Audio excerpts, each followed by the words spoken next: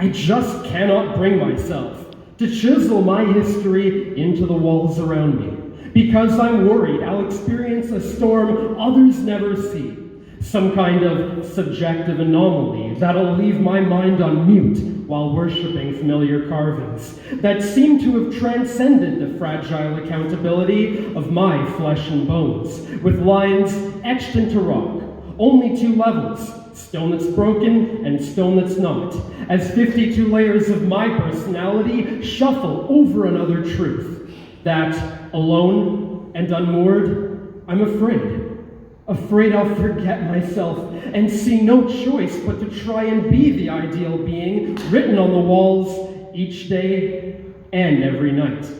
until I start believing that I am the myth of a projected, partial persona. Thank you. A warm welcome makes anxious thoughts paint on a mustache, then walk back and forth while waving a cigar, saying there must be a serious flaw in any club that would have me as a member, insisting only a broken lens could view the fractured reality of whatever I think I am in a positive configuration,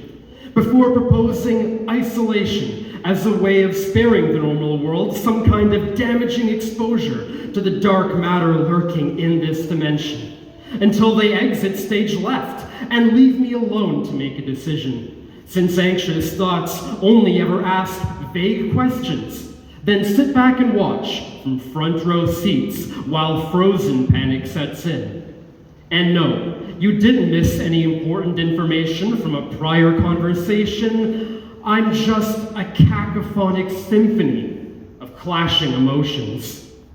Youth is focusing on avoiding eventual isolation in sealed chambers, erasing sensory perception. Maturity is accepting how inevitably we head towards our solitude while wondering what wallpaper will paste over the abyss, as we make our only wish that relatively few rays follow our road to a confined infinity filled with shifting mist. Hear, O smith of the heavens, what the poet asks. How does your hammer continue its ringing when no cult carves your name on earth? I inquire because I think you will listen and understand. For we're alike in the ways that you do real smelting, forging, and welding in greatest risen heat to craft the fabulous impressions for which all heaven takes credit, on white clouds drifting far from your skyforge. As we stitch together perceptive words in whatever coherent arrangements we can, to articulate what's felt but rarely described, to make the spoken prayers that console or inspire both non-believers and the faithful, to decorate atmospheres for 10,000 funerals, nuptials, and dedications, but still be seen as so niche a discipline, our incoherence is presumed, and our underground state is considered all part of the plan. Thank you so much, and that's all for me.